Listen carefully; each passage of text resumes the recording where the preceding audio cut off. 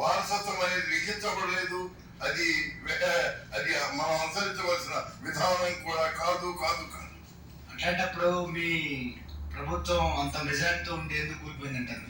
స్వార్థపరుల స్వార్థ ఆలోచనతో, వారి దగ్గర కోరి విధానంతో, వారి దుష్ట ప్రయత్నంతో, వారి మోసంతో ఈ విధంగా మరి నగదాట పాలైంది. మరి తండ్రిని జైల్లో పెట్టిన సామ్రాట్లు ఉన్నారు, అన్నని రాజ్యాధికారం కోసం చంపినటువంటి సోదరుడు ఉన్నాడు ఔరంగజేబ్.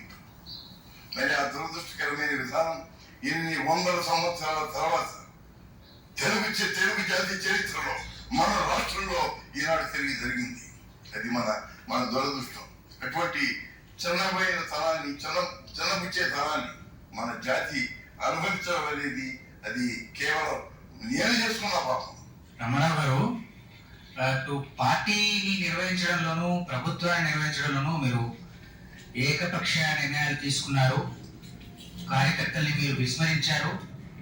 కనుకనే మేము బయటికి వెళ్ళిపోయి పార్టీని రక్షించడం కోసమే మేము మా నాయకుడిని చంద్రబాబు నాయుడు గారు ఎన్నుకున్నాము అని వాళ్ళు అంటున్నారు కదా, మీ జవాబు?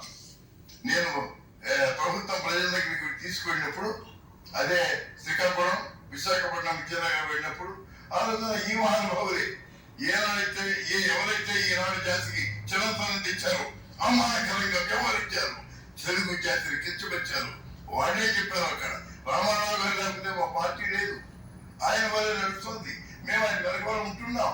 కాబట్టి దీనికి అంతా గౌరవం అంతా కూడా రామారావు గారు, ఆయనే మా నాయకుడు అని చెప్పిన వాళ్ళు 23వ తేదీ సాయంత్రమే ఎందుకు మారారంటారు?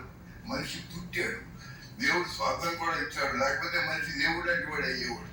కాబట్టి ఆ పశుత్వం అనేది ఉంది, దైవత్వాన్ని అందుకోలేకపోతున్నారు. అందుకే వాళ్ళకే వాళ్ళు ద్రోహం చేసుకుంటున్నారు. ఎందుకు ప్రజాస్వామ్యం ద్రోహం చేయబడుతుంది? ఎందుకు ప్రజలు ద్రోహం చేయబడుతున్నారు?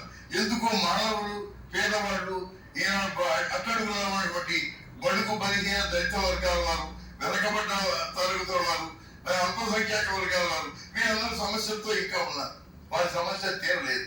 తీరుస్తామని ఓటు వేసుకుంటున్నారు, కానీ ఓట్లు తీసుకుని గెలిచిన తర్వాత ఎవరైతే ఓట్లు వేస్తారో వాళ్ళు విస్మరిస్తున్నారు, మరిచిపోతున్నారు.